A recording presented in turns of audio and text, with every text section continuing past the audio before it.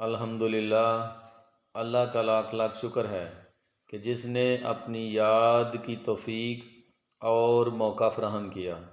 لاکھوں اور کروڑوں درود حضرت محمد مصطفیٰ احمد مجتبیٰ حبیب کبریا امام الانبیاء خاتم النبیین صلی اللہ علیہ وآلہ وسلم کی ذات پر کہ جن کے طفیل مالک الملک نے یہ مہربانی فرمائی۔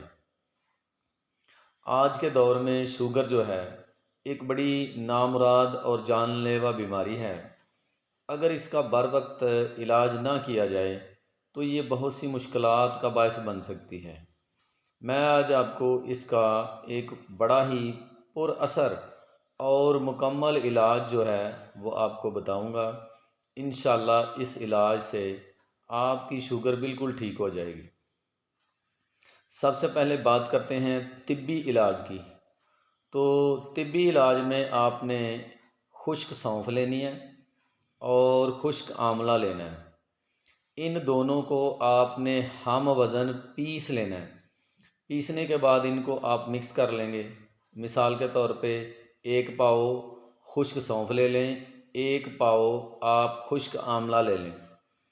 آپ نے ان کو مکس کرنے کے بعد صبح نہار منہ 6 گرام خوراک جو ہے اس کی ایک جو ہے وہ 6 گرام کے برابر ہوگی، اور مٹکا جو مٹی کا ہوتا ہے اس کے پانی سے، یعنی رات کو مٹی کے مٹکے میں پانی رکھ دیں، صبح اسی مٹکے میں سے پانی نکال کے آپ نے 6 گرام کے برابر جو آپ نے خوراک ہے وہ نہار منہ لینی ہے، اور تب تک لیتے رہنی ہے جب تک کہ آپ کی شوگر بالکل ٹھیک نہ ہو جائے۔ اس کے بعد بات کرتے ہیں روحانی علاج کی۔ تو روحانی علاج کے لیے آپ سب سے پہلے کیا کریں گے کہ اچھی طرح سے وضو کریں گے۔ اچھی طرح وضو کر لینے کے بعد آپ جو ہے 2 رکعت نفل جو ہے وہ ادا کریں گے اللہ کے حضور حاجت کے لیے۔ اس کے بعد آپ نے گڑ گڑا کے اللہ سے اپنے گزشتہ گناہوں کی معافی طلب کرنی ہے، اور اس طرح دعا کرنی ہے کہ یا اللہ کہ اگر مجھ سے کوئی ایسی غلطی ہو گئی ہے جو نہیں ہونی چاہیے تھی تو اس کے لیے بھی میں آپ سے معافی کا طلبگار ہوں۔ اس کے بعد 11 مرتبہ اسی مصلی پہ بیٹھ کے آپ نے درود ابراہیمی پڑھنا ہے۔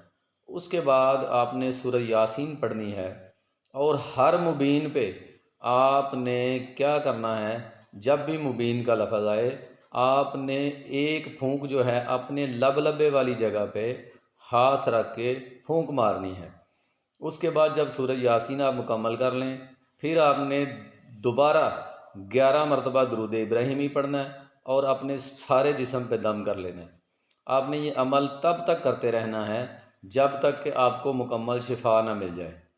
تو انشاءاللہ اللہ کے فضل و کرم سے طبی و روحانی دونوں علاج آپ کرتے رہیں گے تو بہت جلد شوگر جیسی نامراد بیماری سے چھٹکارا حاصل کر لیں گے۔